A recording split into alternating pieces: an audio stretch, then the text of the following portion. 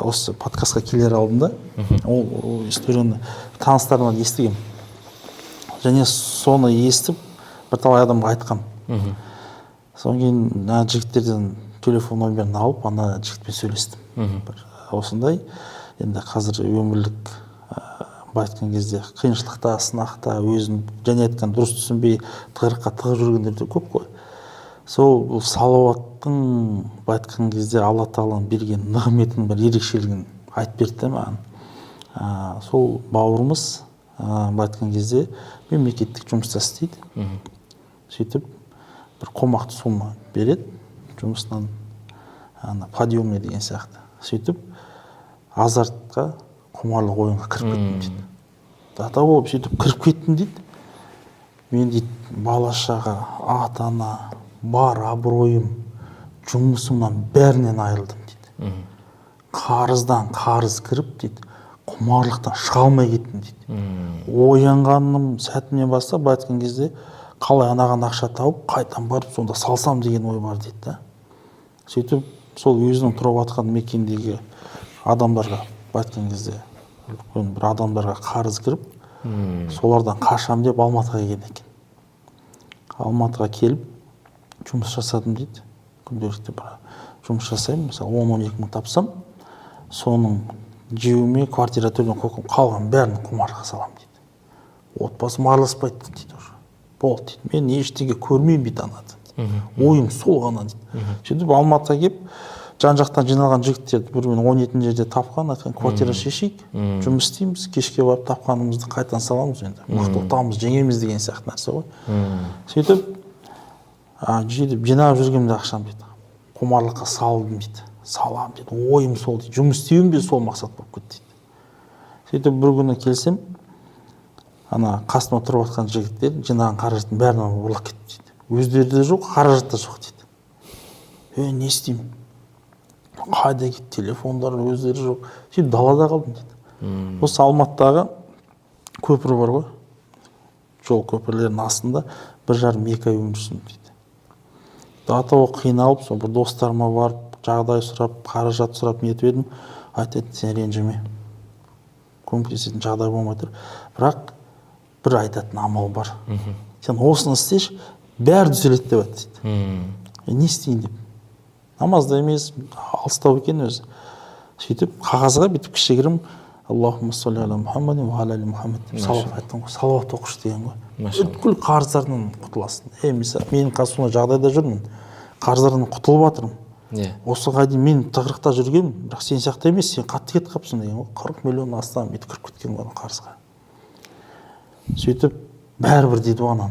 Қалтам алдым, жарайды деп алдым да барам жұмыс істеймін. Мосттың астында барамда дейді, ұйықтаймын дейді сонда дейді. Күндіз стройкада жұмыс істеймін дейді. Бәрібір неге салам дейді ғой, құмарлыққа. Соны ана қағазды алып оқыдым да, салауат деп оқишы, не деген нәрсе деп оқыдым дейді. Соны оқыдан кейін бір жігер келді дейді, мен не істеп жүрмін, мен дата бол сондай бала-шаға, ата-ана, туған-туыс, жұмыстан бәрінен айырылып, көпірдің астында Алматыда өмір сүріп жатсам, сен мал болып кеттің ғой деп ойладым дейді. Көзімді сөге бастадым дейді. Не істеп жүрсің деп. Қолым алдым да ойладым дейді. Мосттың астындамын дейді. Сөйтіп алдым да скотчпен қағаз алдым да өзіме капельник жасадым да. Отырамын да мөлшер бір 100 салауат оқимын дейді. Кәдімгі жігерленемін дейді. Мақсат пайда болады, күнде келемін. Жұмыста дейді, душта түсіп аламын дейді. Грузчик болып істеймін да. Сол мосттың артында жатып ұйықтаймын дейді. Қажетін үй жинаймын дейді. Сөйтіп 1,5 ай жинадым дейді. Сөйтсем 380 мың теңге жинаппын дейді. Содан кейін квартира шештім. Квартирашы бұрын, қандай қомақты соманы. Өмір сүруге болады екен ғой деп. Сөйтіп күнде салауатымды көбейте бастадым дейді. Күндіз грузчик болып істеймін, кешке охранник болып істедім дейді. Сөйтіп бір тәулікте 4 сағат ұйықтаймын дейді. Сезем дейді, мен ондай өзім физиологиям жоқ дейді. Анамда 8-10 сағат ұйықтай беретім дейді. 4 сағатта ұйқым манатын болып кетті дейді. Ойлар келеді, идеялар келеді, сөйтіп ақырындап абыройым қайта бастады дейді. Отбасыма көмектесе бастадым дейді. Бірақ бармаймын, осы жақтан жұмыс істеймін деп, сол жұмыс жағында начальник участка көріп, мені жұмысымды бағалай бастады дейді. Фасад істеу керек айтты, мен істей аламын бұл фасадты. жаңа ЖК-лардың. Мен сізге бір ұсынысым бар. Мен бір қырын жасап берейін сізге. Полный нормамен сіз қарайсыз, егер ұнаса ары қарай жасап беремін. Сөйтіп материалдарын беріп жасадым дейді. Жасаған ана ұнады деді. Мә, сен керемет жасайды екенсің. Иә, мен жасай аламын, қолымнан келеді. Салауат оқыған сайын идеялар келеді дейді. Күш жігерім де келеді дейді. Соны айтты дейді. Ендеше мына үй емес, осы 3 үйді де сен ал деп айтты дейді. Күніне дейді, солай жеттім. Сағат кешкі 9-дан түнгі 10-ға дейін бір сағат ішінде 2000 салауат айтатын болды. Күнде айтамын дейді. 2000 салауат отырамын дейді. Сезем дейді. Ана жерден бірталай миллион ақша таптым дейді. Сөйтіп басқа ЖК-дан тағы мен ұсынып, бригадамыз дейді, тағы нетіп, о жақтан мөлшеріп айтқанда 36 миллион тапқан. Машалла. Салауатымды көбейтіп жатырмын дейді. Соны айтады, ойлашы дейді. Отбасыма да ақша жібере бастадым дейді. Атама көмектесе бастадым. Қарыздарымды қайтара бастадым. 3-ші объект бітіріп, соңында 50 миллионнан астам таза табыс. Салауатыны көбейтіп, осы күнге дейін қазір дейді 5-6 мың салауат айтамын дейді.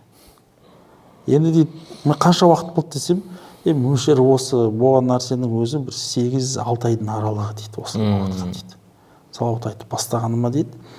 Енді қанша қарызың қалды десем 5-6 миллион қалды дейді, 40 миллионнан дейді. Соны былай қарасам, және сен де айтып отырсың, есіме түсіп кетті де, және адамның жәнегі пайғамбар саллаллаху салауат арқылы айтуының жәнегі тығыз байланысқа түсіп, Алланың жәрдемі, назары ерекше түскен адамға Алла деймін қалай жәрдемдеседі деймін да. Былай қарасаңыз.